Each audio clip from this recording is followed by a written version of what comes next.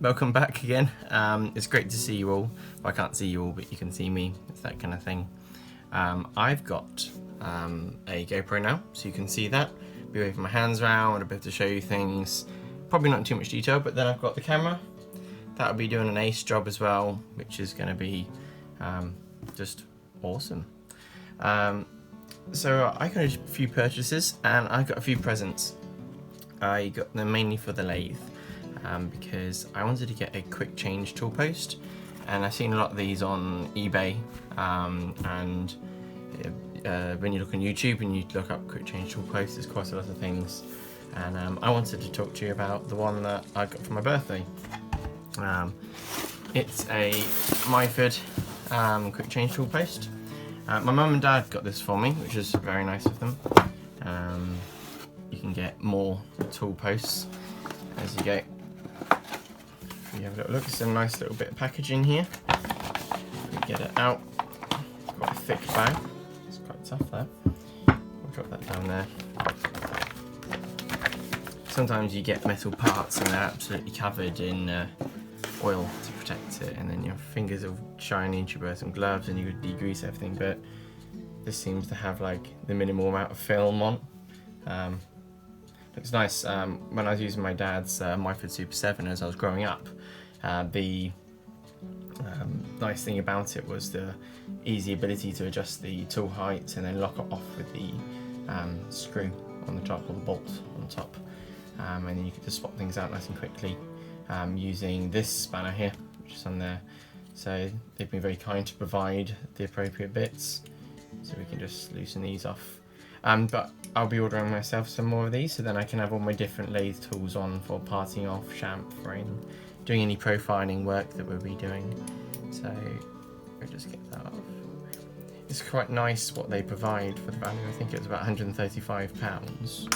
And you get, you know, 2 tool posts and the main, I don't know if this is the post and these are called the holders. I guess I could check their website for that, but that comes around and you can get them off. So that's just holding some tools, so I'll have to get myself a few more of them, but they're just gorgeous. Look like they've been ground, and being Myford, they're going to be super accurate. And yeah, I'd love to get one of their lathes one day, but I'd like to get one with the metric cutting gears on it. But I've got my Chester Tools one. It should do me well for now. It's got a few things that I'm not happy with it about at the moment, but I'll get that better. It is an old one that's probably not had the most amount of care. But having a look at this, we've got the locking mechanism. When this comes back, it basically pulls back on these V's and really locks down this tool, so it will be nice and quick to change. Drop it in, come along, you lock it off. Obviously it'll be sitting at the right height, and you lock it off. It's not going anywhere and it's good. On my lathe, the bolts that will be for when this rotates round, and you can set whatever angles you want. This is a bit large for my machine, so I'm going to make a nice sleeve that I can just pop inside. It will just take up any wobble that I might get, just to keep things accurate. So I've got a nice piece of brass here. I'm going to use that. It's almost the right size, so I'll turn that down, put a hole in it, drop it in, and that'd be nice. So a bit of grease on it, stay nice for a long time. So that was brilliant, so thanks Mum and Dad for that. Thought I'd be honest of where you get my things from. It's always nice to have family supporting you on your birthday. It was my birthday last week, so it was nice to get a few things. So I'll put them back in the box, and I'll probably finish this video making the sleeve and fitting this, and then we can have a go at using it as well. So I'll drop that inside there. So I'm chuffed to bits to have them. I've seen a few Chinese ones on the market and watched some reviews about them, and they don't look like the best product to be using. Like, you're going to be using it all the time, you want it to be rigid, and with a lathe you want lots of rigidity. So my lathe could do with a bit of that. The other thing I ordered this myself. I think it's £23. I've got a drill chuck on an MT2 little arbor on the machine. It's an old German one by the look of it. It's a bit rusty, and yeah, I could restore it, but why not get myself a nice Myford drill chuck. Again, the price wasn't super high, so I was very happy with that. Again, they've got their nice packaging here, nice thick bag quality, so that's good. Let's look at the bits here, what we got. Again, there's a tiny film of oil on them. My fingers aren't coming off super shiny or anything. I can use this in my drill, for my pillar drill, because I've got the tangs here, so I'll be able to slide that in as well. So all nicely ground, MG2, B16 fit at the back of here. And they've got some laser etching there, so Myford, so that's looking nice. Happy with that. We'll try this out, and you'll see me using it in all the videos. So even though I haven't got a Myford, I've got some of their parts on my lathe, which would be ace. So can't complain about that. That will then pop in there. I'll clean it all up before I put it in, but then I'll make sure it get like a wooden mallet on it, give it a little knock, and then that'll hopefully stay in there for the foreseeable future. They're coming with a nice little key, so then I can adjust it to fit it goes up to 13mm drill size and 1mm, so that'd be good. I've got a load of drills recently with a small neck at the bottom, so if I want to do a 20mm drill, it's only got a 12mm shank at the bottom, so then I'll be able to put that in here and bore some things out, which would be awesome. So these weren't too dear. It was around the £10 mark, maybe a little bit less than that, but they'll be good just for hogging out material before I have to bore it to size. I'm going to try and get some more, but yeah, so we'll pop them back away. Again, I'm very happy about getting them, but that was all for myself. I treated myself, which you should do as much as possible in life, because you aren't going to be treated by everyone else all the time, because they're looking after themselves, so look after yourself. Then for Mark Euro, my brother got me a coaxial centering indicator set. This is a metric dial. Actually comes in a really nice box. Actually, got some little, they're called box joints or whatever they're called. So that's cool. Little wooden box. Flip it over. This isn't for the lathe. This is for my milling machine, for when I want to set up some operations to find a center, and then I can do like a boring operation afterwards. Comes with a bunch of bits. I saw an Andrew Wales YouTube video. I think he was using this one for Mark Euro. Got many tools over the years from them. So we've got this little gauge. We've got your, I guess like a dial indicator, and we can see, I guess as it spins round. I've seen how to use them. I'll go through how to use it once I've learned how to use it properly. But it's got lots of ends that go on it that then can allow us to pick up that edge of the circle and some other parts. So I'll go through that, but again, that's pretty awesome. Very happy about getting that. So that's from my brother and his family, so it was very nice of him. So the other bit was a Chinese tool. I wanted to get a live center. I wasn't too worried about the quality, just to begin with, just until I get into doing longer work. Just try and, sorry for that noise, that was my Bluetooth speaker turning off.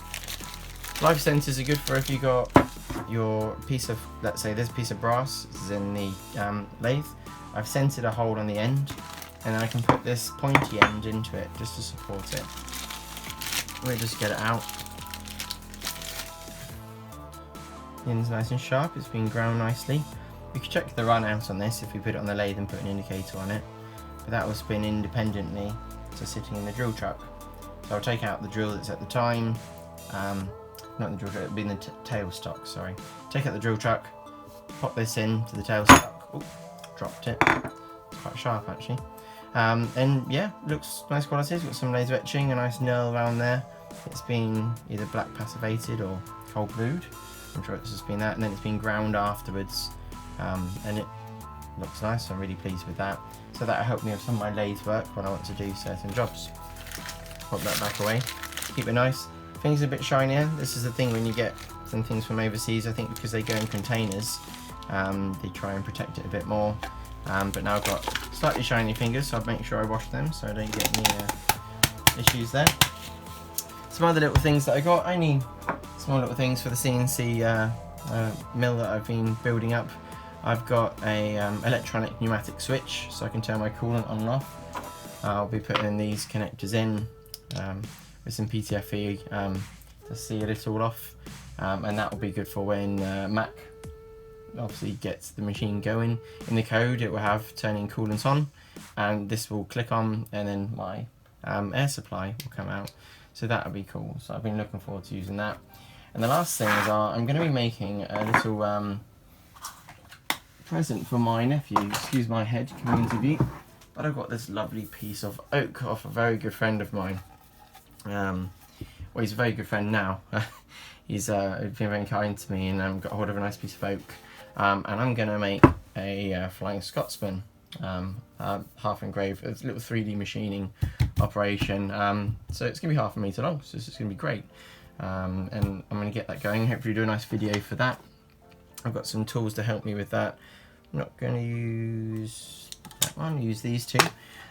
These are from Rennie tool company. They've got a nice range of router bits on their website, so I'm using them, and not too expensive. It's got a 31mm flute depth, so I'll be able to go half deep and rough out everything to create the Flying Scotsman shape. If you don't know what a Flying Scotsman is, it's a steam. If you don't know what a Flying Scotsman is, it's a steam engine. A famous steam engine from, I think it was made around the 1950s into the 40s, and it was a very fast one, and it's a very famous one in the UK. Obviously we can talk a bit more about it on the video. I can talk about a bit of the history of it if you're interested. And then I've got to do the cleaning up and to give it a bit more detail. I've got a ball nose cutter here, and that's going to come down, and it's going to do a lot of the work to smooth things out. I'm not going to smooth everything out. I want to have it showing that it has been machined. It's not like a casting type look. Again, this is from Rennie tool. It's a 1/8 or 1. Sorry, I can't even talk now. 3.175mm wide cutter. So I've programmed the cam ready for that whilst I was on holiday, doing some relaxing. I came up with some good ideas, and that's what's going to be his birthday present.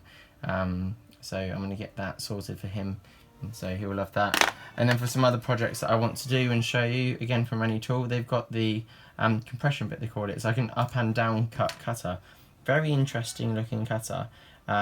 You've got the flute starts on the helix coming down this way, and then it completely changes. You'll see like some cutouts here. It starts going back the other way, and that stops if you're working on wood. You go through the wood slightly, or to the end, and the bottom bit is going to be pulling up on any, let's say, with a laminated piece of wood, or any piece of wood. The bit that it's cutting, it's pulling that top side or the bottom side up, and as it's cutting this bit, it's actually pushing the top side down. The advantage of that is you're going to get a much cleaner finish on the edges of things, but I don't need that for this because of what I'm doing. But if I'm doing any like cutting out some sheets of wood, both sides will look really good, and I won't have to spend loads of time cleaning them up. So really pleased with that. But that's all those things. We'll go over to the lathe now, and I'll make the bush, and we can fit the other parts and go from there. So follow me over.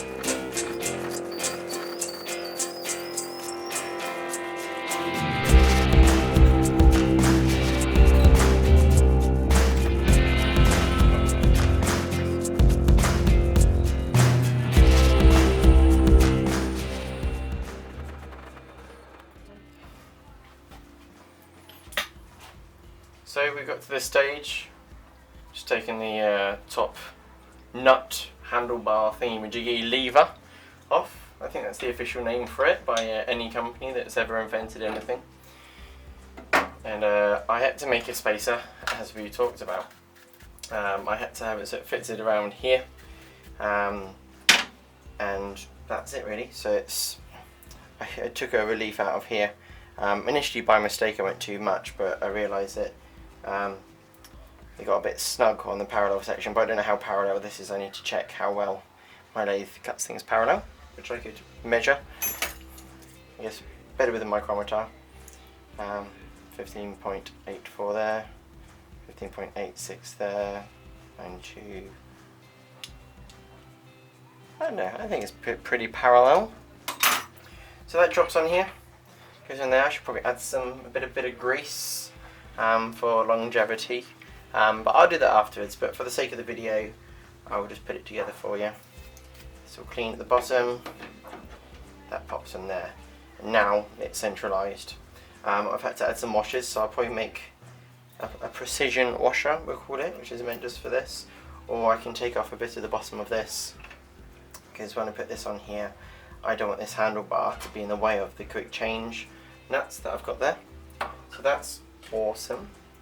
Then we've got these posts here, they can go on here, and then I've got my special handlebar, which comes across there, that will lock it in place, and we'll be happy. Well, I'll be happy, I don't know about you, but for me, I'm pretty happy with that. I just need to now fit some tools on, and I'll let you know in a later video how I've been getting on with it, but I'm happy. That would be great for doing parting off and doing profiling. And then I'll bring this one in here, and I can drop this one on here nice and quickly. I want to do some boring, be really boring, and put it on there, take it out, and I crack on and use it. I'm not sure if I need to raise the whole assembly yet. That's one thing I need to check. If I maximise the height of this, will my tool still do the cutting? But again, I'll find out on this one. The beauty of the quick change tool post, if you're not familiar with lathes, is that you can change things quickly. And also on each of these holders you can set the height for your tool. So when you cut and you go right to the centre, it finishes at the centre. You'll see on these, I've been packing it out with brass shim, both sides, and you can see how much I've had to move this one to get it in. So there's a bit of faffing around, but if I now want to change a tool, I almost need to have shimming for each one and then keep it on the side. But obviously it depends how well you crank things down, you might alter it slightly. So that's going to be the advantage of these posts, and I'm excited about using them. The drill chuck was performing flawlessly. I can't imagine that it wouldn't. It's just holding a drill, but it's nice, it looks pretty, it says Myford on it, it's British, which is also really cool. The tool post is British. I just like to get a British lathe at some point, but we'll get one at another point. So yeah, I'm really happy about that. Thanks for watching, hope you enjoyed yourselves, and see you on the next video.